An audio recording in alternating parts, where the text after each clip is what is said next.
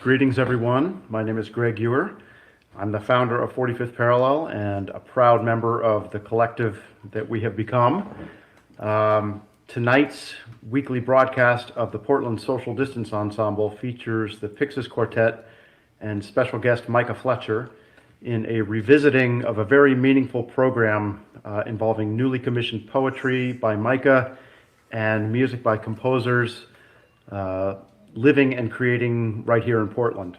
Many of you are no doubt familiar with the infamous Max attack that made world news in May of 2017 and are well aware that our guest Micah Fletcher stood up for victims of an abusive hate speech rampage and was seriously injured in the tragic brawl that ensued.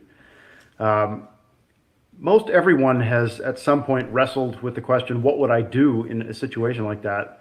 And it can be an uncomfortable question when real risk is involved. As a husband and a father of a young child, I suddenly found the answer to that to be very complicated. In dealing with that tragedy, I realized that one of my colleagues actually was Micah Fletcher's music theory teacher, and decided to reach out to Micah, as happens so frequently in stories like this. So much attention is put onto the perpetrator, and when I found out that Micah was a poet and a musician, I thought that inviting him to be involved would allow him to do so, to focus on one of the heroes of this story on his own terms. So we have Micah tonight. Before we get started, I just wanted to introduce the musicians. On violin, Executive Director of 45th Parallel, Ron Blessinger, and his wife, Anne Medellin. Cellist Marilyn de Oliveira and violist Charles Noble, as well as our special guest, Micah Fletcher. Micah, welcome. Thank you very much, Greg. It is an honor and a pleasure to get to work with the 45th Parallel once again. My name is Micah Fletcher. I am the lone survivor of the 2017 Max attacks in Portland, Oregon. It is an honor to get to do this work and to express these pieces from a standpoint of being able to share with others a long legacy of anti-racist thought and history through the context of art and in its perspective in my world. And I hope you enjoy the piece. We're going to be starting the night with a very simple poem. It goes by the name of Dusty Books.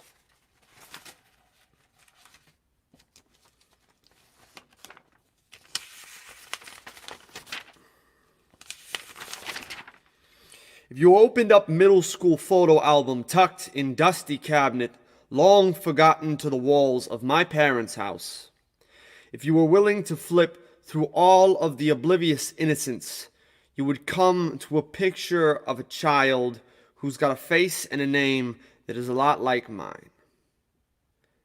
That child died a long time ago. It is my recollection that I asked him to hold on to my goodwill, to take good care of it. I gave him simple instructions. Water it regularly. Feed it the right nutrients. For God's sakes, kid, make sure it sits in the window so that it can know the balance of day and night. And it's not the kid's fault that he failed in his mission. We never hear the bullet that gets us. We only ever see the blade that gave us what we never asked for. I wonder if he wondered if he asked for it.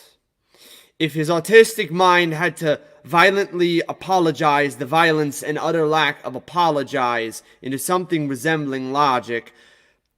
I wish I could give him the liquid rage antidote early, but I can't.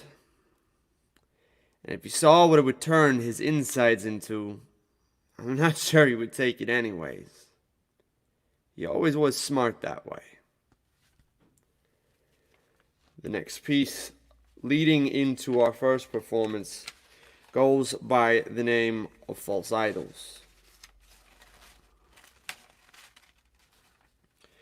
The memorial is a rainbow. A rainbow is an optical illusion created when sunlight hits rain at exactly the right angle. And if you don't find that ironic, I can't help you. God knows I've tried. Tried ringing the bell-toll truth of the matter. But the truth makes a poor war banner. You cannot fit it on your finite flagpole, wave it over your idea of Sodom and Gomorrah. The truth is not something that you can bludgeon your enemies to death with. Will not leave splinters in the minds of men. You can only water it into a prayer that someday we will be better. It doesn't care about your ideology, screaming fuck your feelings as it white knuckles 20 over the limit, slowing only to see sunset, a last dash of toxic tinged pink splashing the horizon new bloody, because the truth is that life is a train stop, death is the line, and you don't want to let beautiful things pass your train of thoughts. The truth is not a correct thing, politically or otherwise. Its cruel smile mouths, yes, life sucks and is unfair, until your heartstrings play music in the dissonance. The truth blankly stares in mirrors where we see nothing. The truth sees itself clearly. Some things we recognize about it, others we don't. The truth isn't a simple person. And we're all too complicated to understand.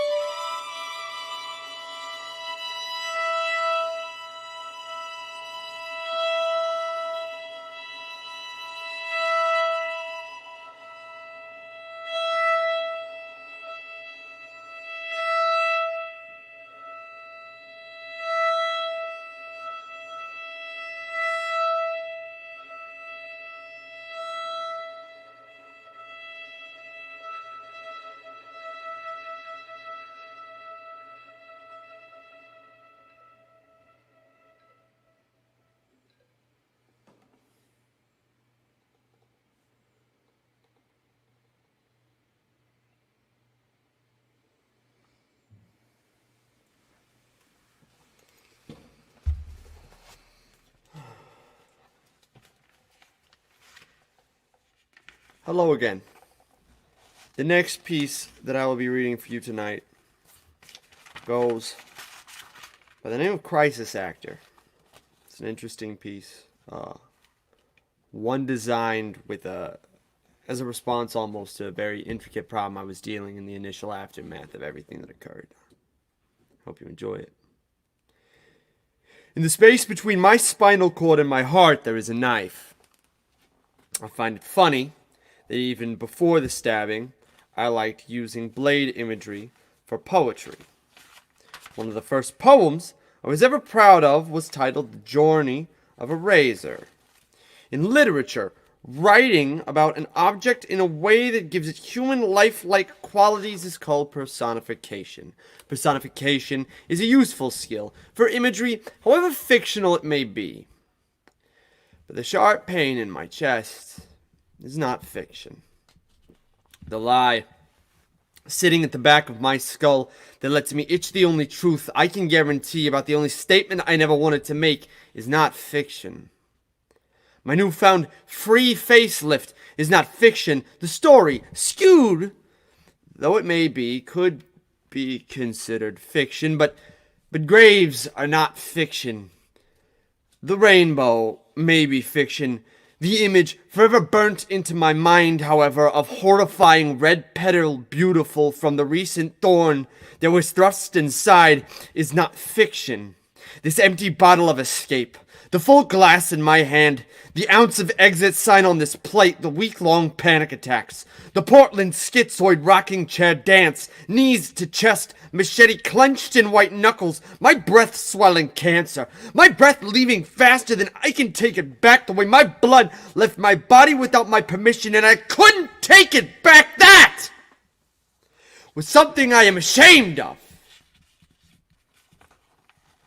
And it is real. It is happening. It happened. It will be happening. No matter how much I scratch at the scab, praying it's just dirt on my skin, it bleeds every time.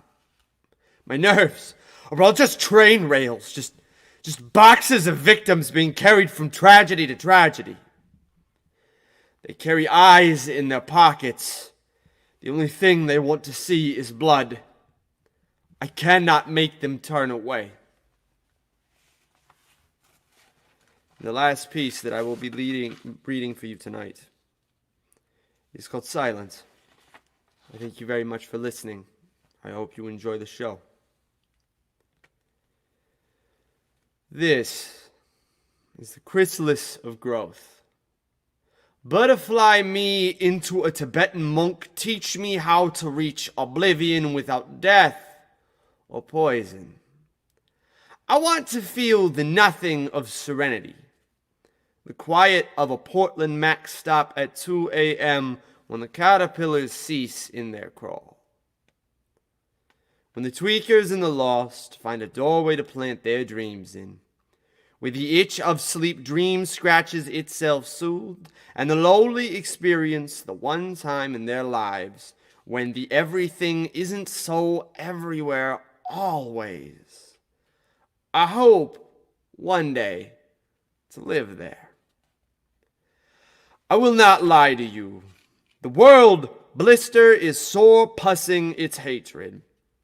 As if this life wasn't hard enough, we harden our flesh into something deflecting so that the slings and arrows don't hurt and our hearts can't breathe in the smoke fire of a tomorrow unasked for.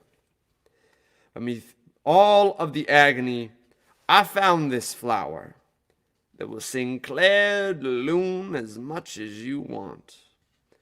I found nails a man once used because he thought it would save us all. I found the fabric a wife uses to save beauty for one person forever and ever. Amen. And a book written by a man who saves souls trapped in bottles. And even if I don't understand half of what I found, it means we are trying. We are all practicing the rudimental necessity of love. Faces I've never seen, kiss things holy in dark places I've never been to. A chef's knife prepares a meal for a family. A father gets off a train. He holds his family grateful. He will go back to work tomorrow and sustain them again. A boy with blonde hair will love everyone on a train and never tell a soul, because there are secrets meant only for dying breaths, and he will be breathing for a long time. A big pumping heart with legs, moonlighting as a ball of anxiety and spite, will get out of class. They will walk to the train, headphones loud, synchronizing with the only things that bring them comfort. They will get off the train, arrive at work right on time. They will punch a clock and go back home to the family that loves them. And that night, they will dream the same Eucharist of love they always have. In that moment, love will win. Even if it didn't this time, I have to believe that someday it will.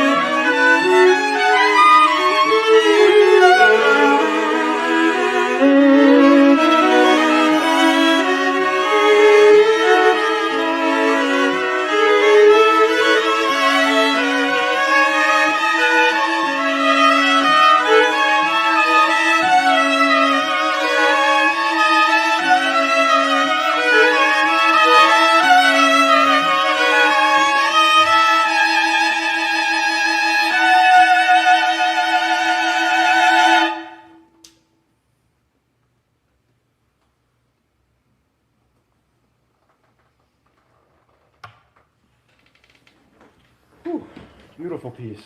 That piece was entitled "I Found This Flower" by Bonnie Miksch.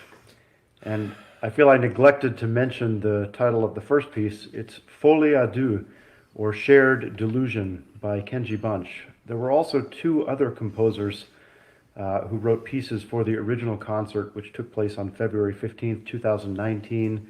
And those composers were Nicholas Yandel and Teksu Kim. And everyone on that program just wrote incredible pieces. We hope to perform the other two for you before too much time passes.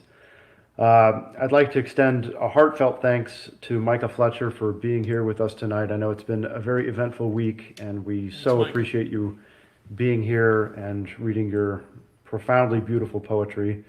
Also, a huge shout out and again, heartfelt thanks to Danny Rosenberg, who created this platform and allows us to bring you these weekly concerts. Speaking of weekly concerts, next week's show, John Nastos, the amazing saxophonist that you heard a couple of weeks ago, will be back with another great program of jazz. So please tune in. It's going to be fantastic. If you heard his last offering, he brought in friends from all around the country, and they were able to come together virtually on Danny's platform, and it was just a terrific evening of music. It was exactly what we all needed. So that's next week. Please subscribe to our YouTube channel. We're trying to build it, and every subscription helps.